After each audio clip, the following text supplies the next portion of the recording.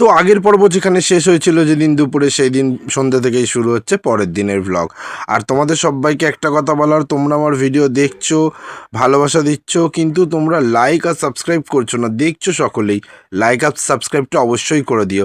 তো চলো ভিডিও শুরু করা যাক। তো কেমন আছো বন্ধুরা? তোমরা সবাই ভালোই আছো আশা করছি। তো দেখতেই পাচ্ছ আমরা সন্ধেবেলা বেরিয়ে পড়েছি 5টা 5:30 নাগাদ। দেখতেই পাচ্ছ এই যে দেখো একটা ঝিল টাইপের বয়ে যাচ্ছে।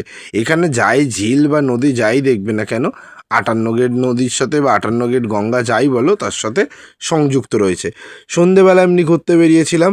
দেখতেই পাচ্ছ চারিদিকে একদম ফাঁকা শুনশান, যেরকম হয় আর কি গ্রামের দিকে বলতে গেলে। একটু সন্ধে নামলেই সবাই মানে বাড়ির ভেতরেই থাকতে পছন্দ করেন, সেরকম বাইরে ঘাটে বেরোন না। কিন্তু আমাদের তো ঘরে বসে থাকলে হবে না, আমরা এসেছি একটু ঘুরে তো দেখবই। তো দেখতেই পাচ্ছ, তো দেখতে এসেছি চারিদিকটা কত সুন্দর লাগছে। তো তারপর ভিডিও বন্ধ করে দিয়েছিলাম। তারপর আবার পরের দিন সকালে এসেছিলাম, এটা আবার পরের দিন সকাল। তো ওই সেম জায়গাতেই থেকে আবার ভিডিও শুরু করেছিলাম। এই যে দেখো এপার থেকে ওপারে গিয়েছিলাম, এই যে এইটার সাহায্যে এরকম একটা সিমেন্টের জিনিস বা পোল টাইপের বানিয়ে রেখেছে সরু। তো দেখাচ্ছিলাম যে ওপার থেকে এপারে এসেছি। এখানে সম্রাট দাঁড়িয়েছিল, দেখছিল, কারণ এখানে একটা ছোট্ট ঝিল মতো ছিল। দেখার চেষ্টা করছিলাম যে তার মধ্যে মাছ রয়েছে কিনা। তো দেখতেই পাচ্ছ এই যে ছোট্ট ঝিলটা, এটা কিন্তু পরের দিন সকালে আমরা আবার সেম জায়গাতেই ঘুরতে এসেছি। পরের দিন সকালবেলা দেখো এখানে চারিদিকে কত গরু ছাগল মানুষ মানে মাঠে ছেড়ে দিয়ে যে যার নিজের কাজে চলে গিয়েছেন। মানে গরু চড়াতে দিয়ে গেছেন আর কি, গরুরা ঘাস খাচ্ছে, ছাগলরা ঘাস খাচ্ছে, মানুষজন যে যার নিজের কাজে চলে গিয়েছেন। তো দেখতেই পাচ্ছ চারিদিকে কত গরু আর শুধু ছাগল, আর কোনো মানুষজন কিন্তু নেই। তারপর আমরা হেঁটে হেঁটে উঠে পড়লাম মেন রোডে। এই যে দেখতেই পাচ্ছ যে আমরা ওই পার থেকে ছিলাম, এবার এই পারে আবার যাচ্ছি। তো হেঁটে হেঁটে এবার বাড়ির দিকেই যাব, কারণ সকালের টিফিনটাও তো খেতে হবে নাকি। তো বাড়ি যাচ্ছি আজকে আবার অন্য পথ দিয়ে ঘুরে ঘুরে, সম্রাট নিয়ে যাচ্ছে। বলল যে চল যেখানে পান চাষ হয় সেটা দেখাবো, যেটাকে পান বরজ বলে আর কি। এই যে দেখতেই পাচ্ছ ওই সবুজ সবুজ জায়গাগুলো ঘিরে রেখেছে, এগুলো হচ্ছে পানের বরজ, যেখানে পান পাতা চাষ হয়। তো দেখতেই পাচ্ছ এরকম সামনে প্রচুর রয়েছে। এবার যেহেতু এটা তো লোকের জমি, তবু অন্যান্য জমি জমা হলে ঢুকে দেখা যায়, কিন্তু আমি শুনেছি পান জমিতে ঢুকতে গেলে প্রচুর মানে অনেক নিয়ম মেনে চলতে হয়। তো দেখতেই পাচ্ছ যে ভেতরে মানে কত রকম মানে থাকে।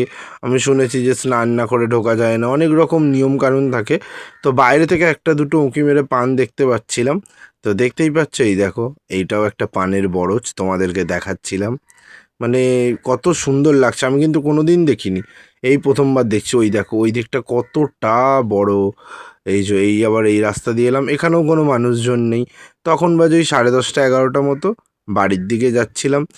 তো তারপরে এই দেখো বিভিন্ন গাছপালা দেখলাম ফুলের, বিভিন্ন লোক নিজেদের বাড়ির সামনে চাষ করেছেন। তারপর বাড়ি এসে একটু পাস্তা খেয়ে নিয়েছিলাম। তারপর সম্রাট উঠেছিল এই দেখো পেয়ারা গাছে, পেয়ারা পাড়ার জন্য।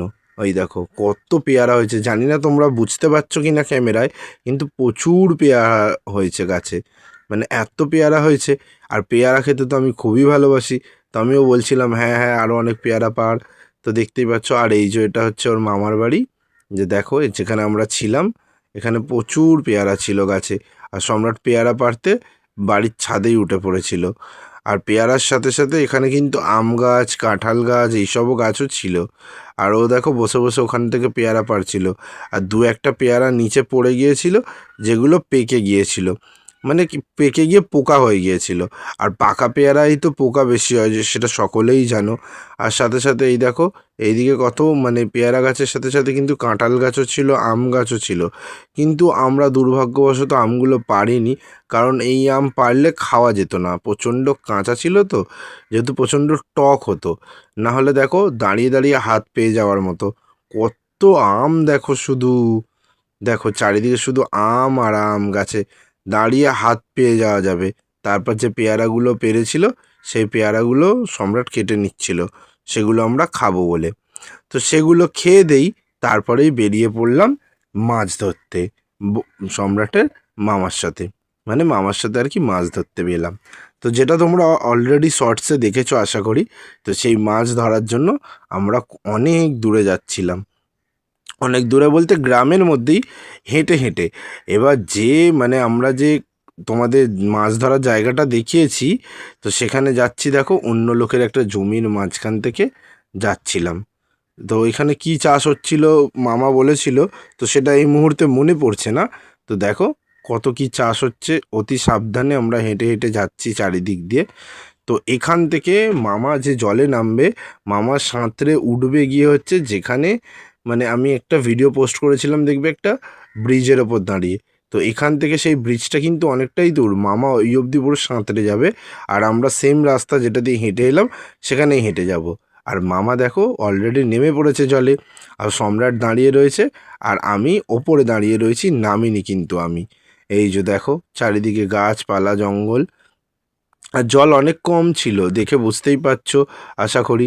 এই যে দেখো আমি আবার দেখাচ্ছিলাম এখান থেকে, দেখো চারিদিকে এরকম জল বয়ে যাচ্ছে, ওই যেদিকে জল বয়ে যাচ্ছে সেদিক দিয়ে মামা সাঁতরে যাবে, আর আমি ওপরে দাঁড়িয়ে, সম্রাট নেমেছে। আর মাদিকে আশা করি দেখতেই পাচ্ছ যে পুরো মাটি দেখা যাচ্ছে, মানে জল অনেকই কম ছিল। এই যে দেখো এইগুলো কিন্তু সব জল থাকার কথা, এগুলোয় কিছুতেই জল নেই, তার মানে জল অনেক কমেছে, মানে কমেই গিয়েছিল। তো তারপর আমি ওপরে এরকম দাঁড়িয়ে দাঁড়িয়ে অপেক্ষা করছিলাম। এই যে তোমাদের দেখাচ্ছিলাম হেঁটে যে এই রাস্তা দিয়ে আমরা এসছি, মানে কতটা গভীর জঙ্গল মতো দেখো, মানে গ্রামের পরিবেশ যেমন হয় আর কি। তারপর আমারও মন মানেনি, আমিও হঠাৎ কি মন গেল, আমিও নেমে পড়লাম, আর সম্রাটকে বললাম একটু ভিডিও করে দিতে। আর আমি কিন্তু একটুখানি জলে নেমেই বসে আছি, কারণ ওখানে কিন্তু প্রচণ্ড কাদা, বেশি দূর যাওয়া যাবে না, আর আমি যেহেতু সাঁতার জানি না, তো সেই জন্য আমি সামনেই বসেছিলাম। আর ওই কোণে সেখানে মামা হচ্ছে মাছ খুঁজছিল, মাছ ধরার জন্য অনেকক্ষণ থেকে চেষ্টা করছিল, তো দেখতেই পাচ্ছ। আর আমার মানে এত মানে আমি তো সাঁতার জানি না, আমি ওই সামনেটুকুনিতেই বসে রইলাম, আর মাছ ধরার আমরা অপেক্ষায় রয়েছি যে কখন মাছ আসবে কখন মাছ আসবে সেটা দেখব বলে। তারপর কথা মতো দেখতেই পেলে মামা যেখানে নেমেছিল সেইখান থেকে সাঁতরে সাঁতরে এখানে এসছে, আর আমরা যে রাস্তা দিয়ে হেঁটে হেঁটে মাছ ধরতে গিয়েছিলাম ওই রাস্তা ধরে হেঁটে হেঁটে আমি আর সম্রাট চলে এসেছি। এই যে এখানে দেখতে পাচ্ছ ইটের ভাটা রয়েছে, আর এখান থেকেই উঠেছিল সেই 7-8খানা বড় বড় চিংড়ি মাছ, যেটা তোমরা অলরেডি শর্টসে দেখেছো। তো সম্রাট যাচ্ছে ব্যাগ নিয়ে মাছ ধরার জন্য, আর আমি ওপরে দাঁড়িয়ে দাঁড়িয়ে সুন্দর করে ভিডিও করছি যে কি মাছ পেলো না পেলো দেখার জন্য। মানে কত মাছ ধরেছিলাম, এই যে প্রচুর চিংড়ি মাছ ধরেছিলাম। এই যে দেখো ওরা পেছনে ব্যাগ নিয়ে দাঁড়িয়ে মামা মাছ ধরছে, আর আমি তোমাদের সবাইকে দেখাচ্ছিলাম যে দেখো। আর দেখো কখন জলে ডুবেছে, এই উঠলো, এই দেখো চিংড়ি মাছ নিয়ে উঠেছে। আর চিংড়ি মাছ ধরেছিল বড় বড় অনেক কটাই, প্রায় 7-8টার মতো চিংড়ি মাছ ধরেছিল। আর সেগুলো সম্রাট আনতে যাচ্ছিল এখান থেকে নেমে আস্তে আস্তে করে। ও তো যেহেতু সাঁতার জানে না, ওরও একটু ভয়, তবুও ও একটু একটু শিখেছে আর কি, মানে একদমই সামান্য, তবুও পারে চেষ্টা করলে, আমি তো সেটাও পারি না। সেই জন্য আমি একদম ওপরে দাঁড়িয়ে আছি, আর ও ভয় ভয় নামছে। আর মামা তো জলে ডুবছে তো ডুবছে, উঠছে কতক্ষণ পরে, মানে তারপর মাছ নিয়ে উঠছে, এই যে কত মাছ ধরছে। গ্রামের পরিবেশে এগুলোই ভালো লাগে কিন্তু, যে মানে এরকম মাছ ধরা, তারপর নিজেদের জমির শাকসবজি টাটকা খাওয়া, টাটকা মাছ খাওয়া। গ্রামের মানুষ সেই জন্যই হয়তো এত সুস্থ সবল থাকেন, আর শহরের দিকে তো সমস্তটাই ধরতে গেলে ভেজাল। তো যাই হোক দেখতেই পাচ্ছ আবার ডুবেছে জলে, ওই যে দেখাচ্ছে সম্রাট যে একটা মাছ পেয়েছে, আবার জলে ডুবেছে। মানে মানে এই যে কাজটা কিন্তু অনেকটা কষ্টকর, কারণ অনেকক্ষণ শ্বাস নিয়ে জলের তলায় থাকতে হয়। ওনারা যেহেতু এগুলো অভ্যস্ত, ওনারা গ্রামের মানুষ, এগুলো ওনারা ছোটোবেলা থেকে করেন, কিন্তু আমাদের কাছে এই কাজগুলো ভীষণই কঠিন কাজ।